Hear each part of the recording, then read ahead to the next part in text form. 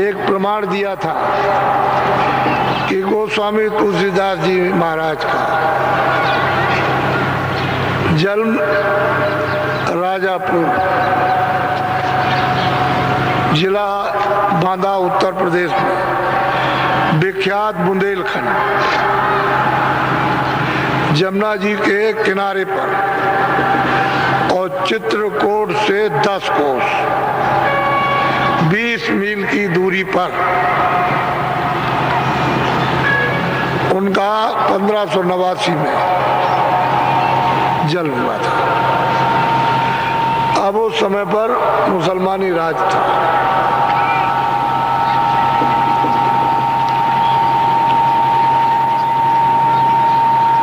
उस समय पर कई एक महात्मा थे। आगे पीछे थोड़ा सा नानक जी महाराज,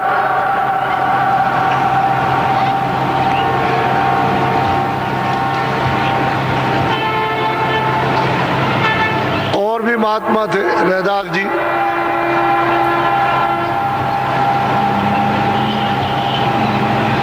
और भी बहुत से महात्मा थे। ऐसा नहीं कि महात्मा नहीं थे। इनका जन्म हुआ कानकुंज ब्राह्मण जाति में,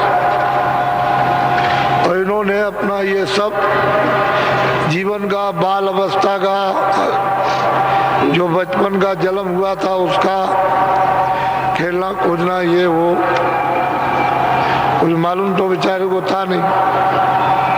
फिर बचपन में शादी हो गई, तो शादी का उनको तो कोई बोध नहीं था। लेकिन जब कुछ जवानी होने लगी तो रंग मन तरंग, ये संसारी कामनाओं का। लेकिन अब यह है कि सहयोग की बात, वो कभी कभी उनमें लहर उठती थी कि भाई कोई महात्मा मिल जाए, उनके साथ रहें, वो अच्छा लगता था।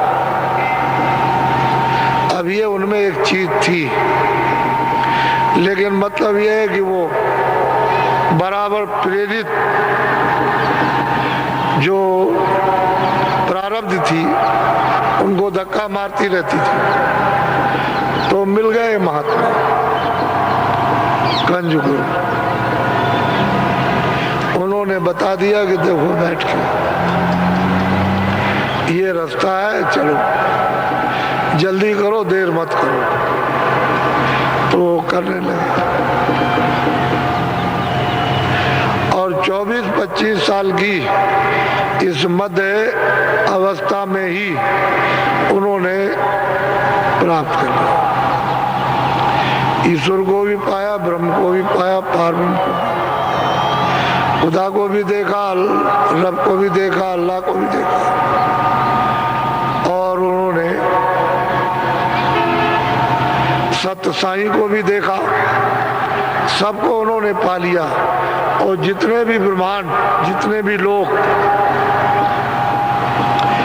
ये मृत लोक और स्वर्ग लोक, यानी वशिष्ठ, बैकुंठ, जितने लोग हैं सब उन्होंने अपनी आंखों से देखा।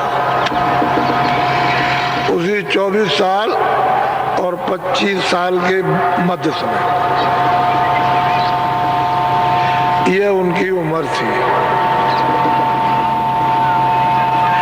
और घर में रह करके ही उनको ये मिला, वहीं में रहे और पूरा का पूरा पद प्राप्त किया। कोई उनमें किसी तरह की कमी नहीं रही, सर्वज्ञ, सब जानकार। तो फिर जब ये हुआ तो वो तो अलौकिक वचन, वाणी उनके मुखारबिंद से निकलने लगा। तो नर नारी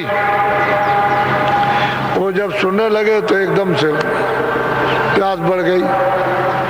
तो जितने भी राजापुर के नर नारी झाड़ कर दर्शन के लिए सुबह शाम जिसको जैसा मौका मिले दर्शन करे। तो ये तो अलौकिक वचन। उसी समय पर काशी का एक अहीर नाम का हृदय, और राजापुर में नौकरी करते थे किसी सेठ के यहाँ। तो जब भीड़ भाड़ चली तो ये शोरगुल हुआ तो वो भी चल दिए सबके बीच में। तो सुनते रहे, देखते रहे, सुनते रहे। सब लोग चले जाए लेकिन वो वहीं रह जाए, कभी देर तक, कभी मतलब ये है कि और देर तक, कभी बीच में चले जाए, कभी अर्ध रात, ऐसे ही फिर कभी रात को रह जाए, कभी सुबह। उनकी सेवा एहतियात करने लगे और उन पर इतना विश्वास हो गया कि यही सब करता धरता है और कहीं कुछ नहीं, और सेवा करें और नहीं। तो उन्होंने कहा होगा कि आज्ञा दीजिए मैं काशी जाऊंगा। तो उन्होंने कह दिया होगा अच्छा ठीक है। तो जब सेवा करने लगे तो हृदय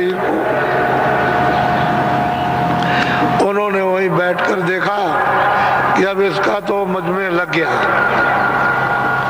तो उनको अमूलक गुप्त वस्तु दे दी और कहा कि भाई तू भी बैठ के कर ले। तो वो भी वहां साधन करने लगा। उतने ही पीरियड में उसको भी प्राप्त करा दिया।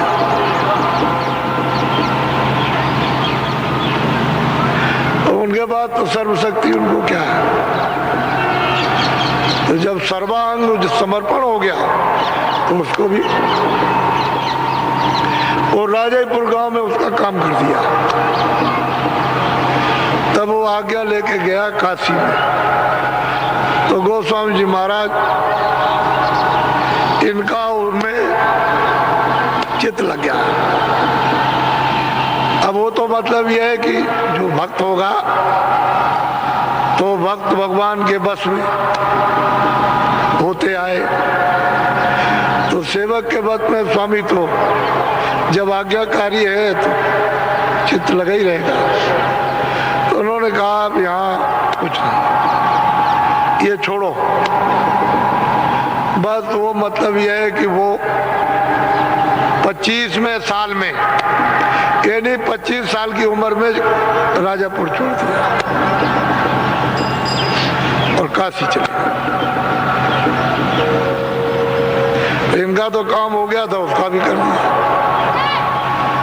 तो पता था उसका, तो उसको सूचना थी। तो जैसे ही सुना उसने भगा और तुरंत भाग करके उसने रातों रात कुटी बनाई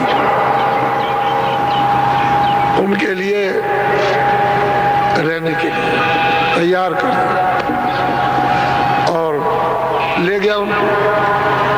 तो पहले तो जहाँ भी ठहराया होगा, फिर उनको कुटी में रखा। बस वो वहां पर रहने लगे और ये उनकी सेवा करने लगे। आते जाते तो गृहस्थी था, उसके तो हृदय के तो बाल बच्चे थे। ये चले गए, यानी 25वें साल ये काशी में चले गए। इतनी छोटी उम्र में और इतना बड़ा काम। तब तो उन्होंने कहा कि प्रकृत पार प्रभु और वासी, ब्रह्म निरीय विरज अविनाशी, ताम होकर कारण नहीं। कहते हैं वहां ये सब कुछ नहीं।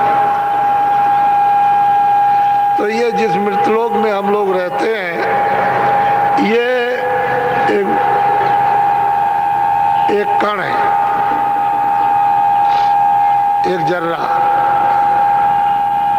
इतना छोटा, और वो तो अथाह सागर है।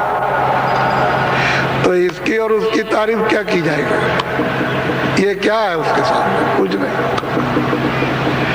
ऐसे बूंद स्थान पर आप यहाँ पर फंसे पड़े।